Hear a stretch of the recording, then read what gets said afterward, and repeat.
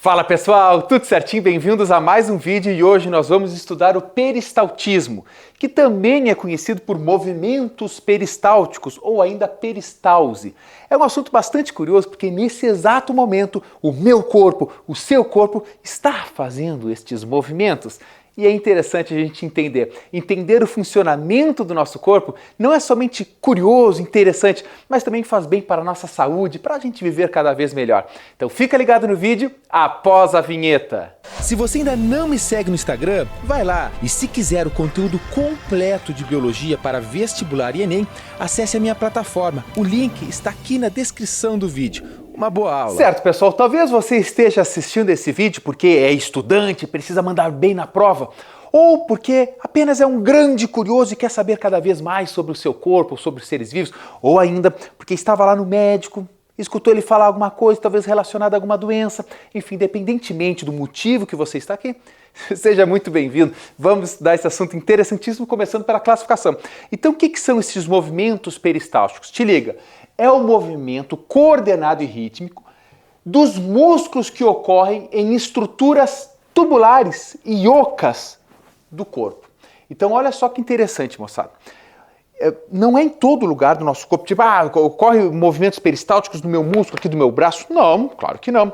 Então tem que ser em alguns órgãos, algumas estruturas que possuem musculatura em toda a volta e ele é consequentemente tubular, né? Então em formato de um cano, tipo assim, e obviamente ele é oco por dentro. Por quê? Porque este movimento, preste bem atenção, a importância do peristaltismo é porque ele promove o deslocamento de substâncias ao longo desses tubos. Então um exemplo clássico é o nosso sistema digestório. Eu vou falar de todos aqui, mas olha só, você engole, cara, da boca até o ânus, são 6, 7, 8 metros aí de tubo que tu tens. E o bolo alimentar, ele tem que seguir esse trajeto, que é um gizinho aqui, tem que seguir esse trajeto sem voltar. E aí tu pensa assim, professor, mas realmente eu não fico fazendo isso aqui na musculatura do meu abdômen assim para ele descer. Não, tu não faz, é involuntário. Então essa musculatura que faz os movimentos peristálticos é o que a gente chama de musculatura lisa, involuntária. Então ela é involuntária, porque nós temos o músculo estriado cardíaco e o resto é musculatura lisa, no qual você não controla voluntariamente, né? O teu cérebro controla, mas não é você. Você não tem que pensar em intestino, jejum no ilho, vai lá, vai, intestino grosso aqui, sabe? Cólon ascendente, transverso, descendente. Não, tu não pensa nisso, tu simplesmente faz. Eu engulo, sim, tu engole. O esôfago faz aqui no... Não, ele simplesmente faz o movimento peristáltico. E é por isso que, teoricamente, o alimento não volta. Professor, mas eu vomitei, então peristaltismo contrário. Não, peristaltismo não, o esôfago não vai fazer o movimento peristáltico contrário.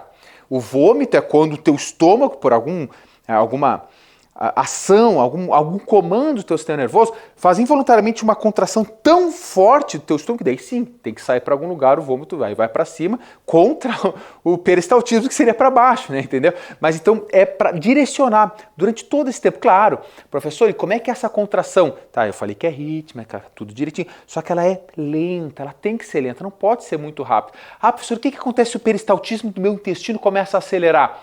Bom, uma defesa do teu corpo, o aumento do peristaltismo pode gerar, por exemplo, tá com uma infecção lá e tal, uma irritação. Aí o teu corpo, o teu intestino talvez aumente um pouco o peristaltismo para eliminar aquilo, te dar diarreia, né, por exemplo. Mas eu vou falar um pouquinho sobre as doenças na sequência. Então, basicamente, como é que acontece, tá? Olha só, você engole. Quando você engole, o alimento passa, né, vai lá no fundo da tua boca, entra no esôfago e vai até o teu estômago. Quando cai no esôfago, já começam esses movimentos peristálticos, certo? Então, como é que se dá? Pensa, é um tubo muscular, tá?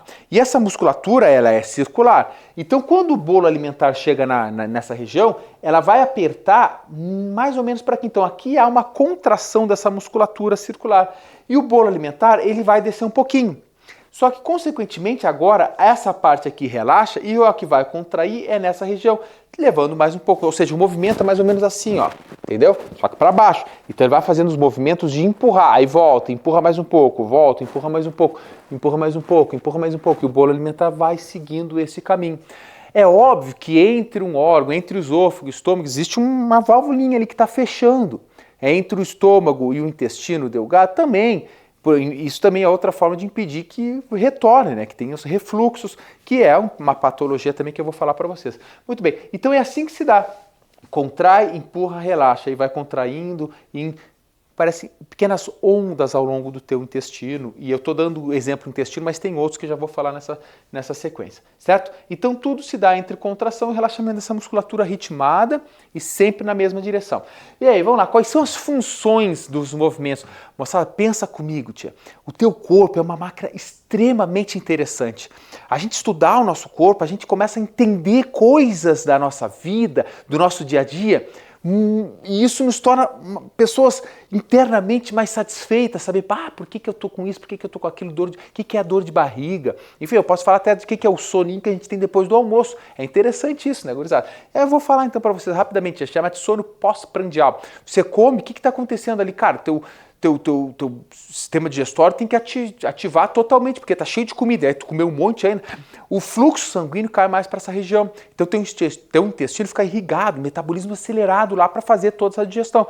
E esse fluxo energético que está demandando no intestino, manda uma mensagem para o teu cérebro, fala, não, vamos descansar, porque como a atenção está aqui, certo? O nosso sistema digestório está digerindo, a gente tem duas coisas. Primeiro, diminui um pouco a circulação do cérebro. Normal, não que seja patológico isso, mas diminui o teu metabolismo da região, dá o sono. E dois, evolutivamente a gente come, cara, tu não precisa mais comer. Ou seja, o que tu precisa é descansar para armazenar essa comida. Então o dormir pós o almoço é uma forma de que, já está satisfeito, não precisa comer mais. Entende? Então, antigamente, a pessoa literalmente tinha que dormir o máximo possível para armazenar aquilo, porque sabe-se lá que ia passar 1, 2, 3, 5 dias sem comer. Então, esses são alguns dos motivos que dá esse soninho pós-almoço, né? Agora, como se livrar dele? Não comendo tanto, né? Não come até explodir, porque até chegar a mensagem no teu cérebro falar que tu está satisfeito, leva um tempinho aí. Então, vamos lá. Digestão. É uma das funções, tu sabe, clássica, né? Então se dá para o transporte, como eu mostrei para vocês, só que não só o transporte, a própria mistura. Esses movimentos peristálticos fazem com que esse bolo alimentar se misture, passando pelo estômago, vai se misturando e, consequentemente, ajuda também na absorção. Porque a absorção, por isso que tem 6 metros de intestino delgado, ali que tu vai absorver os nutrientes. E além de 6 metros, ele tem as velocidades e além tem as microvelocidades, que são as celulinhas em formato de luva, para você conseguir absorver com muito mais eficiência os nutrientes. Então imagina, o peristaltismo faz com que o alimento ele fique assim, ó. Então você consegue absorver com muito mais facilidade. Que se fosse só um caminho, o que está interno ali no bolo alimentar não ia ser tão bem absorvido. Então o movimento faz com que o que está aí dentro vai para fora e o bolo alimentar fica assim sacudindo e a absorção se dá mais fácil. Então essa é a função na digestão. Outra, previne o refluxo gastroesofágico. Então aquele refluxo daquela queimação é uma prevenção, porque os movimentos peristálticos empurram para baixo.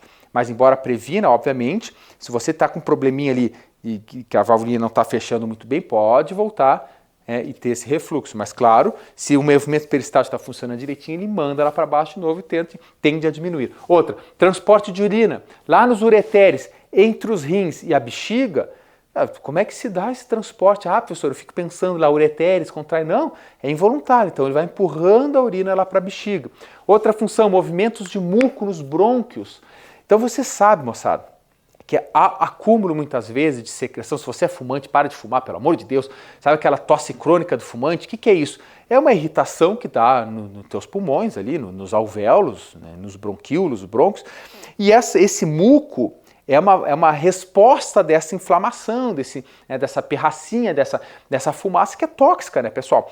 Então você produz esse muco e esse muco vem, movimentos peristálticos empurrando para daí subir. Aqui tem os cílios, né, que tem na traqueia também, que você vai sempre ter essa secreçãozinha que vem por esses movimentos também. Tá nos brônquios, aqui já é pelos cílios, que é liberado por células caliciformes, mas ali tem esse muco também que é empurrado via brônquios por peristaltismo. Então, pare de fumar para evitar isso. Mas mesmo, não fumo, mas eu tenho isso. Não, tu pode ter porque está com alguma infecção, alguma doença ali no pulmão que favorece o aumento da secreção, né? Então, mas é uma função. Outra, nas tubas uterinas, lá nas trompas de Falópio, como era falado, né? Mas nas tubas uterinas, há o transporte do óvulo. Estando ele fecundado ou não, formando aí o embrião, ele tem que ir para o útero. certo? E esse movimento se dá também por peristaltismo nessa região. Outra, no ducto deferente, não é diferente, é deferente, para conduzir os espermatozoides na ejaculação masculina ali. Por quê? O ducto deferente também faz com que os espermatozoides que estão lá no epidídimo armazenado, eles sejam levados aí, à formação total do sêmen ali antes de sair, e essa condução do ducto deferente se dá também por peristaltismo. E também a circulação da linfa, porque diferentemente da circulação do sangue, nosso sangue é por movimentos peristálticos, não, tem um coração, uma baita bomba aqui que fica papá, sístole de ácido. E a linfa, os vasos linfáticos não. Por isso que a drenagem linfática ajuda muitas vezes. Tá caindo giz hoje, hein? Por quê? A drenagem linfática, tu estimula esse movimento e aí tu libera esse líquido que está acumulado e por isso que às vezes, sai da drenagem linfática, vai lá dar vontade de fazer xixi. Por quê? Porque realmente drenou por vias linfáticas, que dá também o movimento peristáltico. Aí, te liga. Só algum bizu, né? Eu botei esse exemplo, mas existem vários, né? Então, seres vivos, animais, tem musculatura, tudo mais, eles muitas vezes podem também ter um movimento peristáltico. Um exemplo é a minhoca, que tem um esqueleto hidrostático, tem água dentro, isso que dá a rigidez dela, não tem osso, nada ali dentro, óbvio, né? Então, a minhoca pode fazer o seu movimento por movimentos que lembram, né? Dá para classificar como movimentos peristálticos, tá? E algumas doenças, eu botei aspas, que não necessariamente sejam doenças, mas algumas condições podem afetar, tá, o movimento peristáltico, para mais ou para menos. Por exemplo, a disfagia é uma condição que dá dificuldade, ou a sensação, e consequentemente a dificuldade de engolir. Então, claro, o movimento peristáltico que vem posterior a ele, se não está acontecendo, pode dar essa sensação de, não estou conseguindo engolir, dá uma coisa ruim aqui, né? Então, é uma condição. Outro é o refluxo gastroesofágico, que eu já tinha falado para vocês. Se o movimento peristáltico não está eficiente, digamos assim, na região, há uma tendência do refluxo vir até a boca, né? Enfim. Outro é o ilho paralítico. O que é isso? Bom, o ilho paralítico é quando, por alguma cirurgia ou alguma condição, tá? Não necessariamente uma doença infecciosa, o teu intestino lá ele dá uma parada. Literalmente ele para, porque, sei lá, fez uma cirurgia.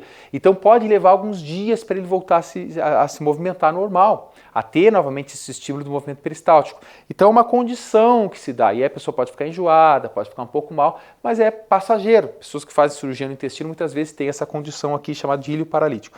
Entre outras condições, tá? Aí vocês nem sei, apendicite, uma inflamação no apêndice pode gerar uma irritação no intestino e aumentar o fluxo e o peristaltismo. Uma pessoa está com, tá com uma doença infecciosa lá, um protozoário, uma virose no intestino, está vomitando demais, pode aumentar o movimento, porque o movimento peristáltico pode ser uma defesa do teu corpo para eliminar aquilo. Então eu falo, vamos eliminar logo, isso aí está ruim. E aí se elimina muito rápido, por exemplo, não dá tempo do teu intestino grosso absorver a água. Então essa água acaba saindo por baixo lá, né? O que dá diarreia. Então o bolo alimentar tem que ficar com mais tempo para absorver a água. A água é absorvida lá no finalzinho, né, no intestino grosso. Mas enfim, é isso, moçada. É uma aula bastante específica, movimentos peristálticos, mas é importante a gente entender, quando a gente estuda a aula de tecido muscular, ou sistema muscular, né, quando a gente fala dos 3 tipos de músculo, a gente fala se é voluntário, involuntário, como é que se dá as células dele, como é que se dá o movimento, como é que são as fibras, a quantidade de núcleos, tudo a gente fala direitinho lá, a gente fala, movimento peristáltico. Mas eu senti a necessidade, para aqueles alunos que gostam de se aprofundar, de ter uma aula específica sobre isso. E aqui nos comentários você pode deixar qual é a aula que você quer. Qualquer assunto relacionado à biologia. Pode ser algo bem específico. Tipo, isso aqui não é uma aula. Professor, vou estudar para o Enem. Claro, peristaltismo para o Enem é importante.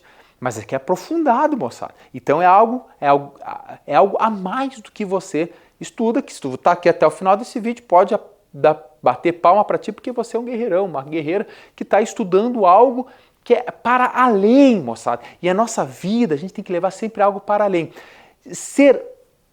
O problema das pessoas é fazer o necessário que pedem só, e isso é um problema, gurizada. Porque você tem que ser além. Eu não estou falando para você se sacrificar, se matar por outras pessoas. Não, tem que ser o além para você mesmo. Fala assim, até aqui eu faço porque é o necessário. Mas será que tu não pode ir um pouquinho além? Se cada dia você for um pouco além, em um ano você foi 365 vezes além. Aí você se torna uma pessoa além do que você necessitava. E esse além é o que faz a diferença. Na tua vida, na minha vida é assim.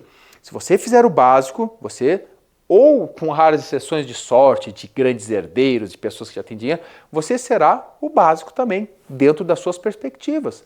Agora, se você fizer um pouquinho a mais, não precisa ser um muito a mais em um mês, não, um pouquinho a mais, a constância.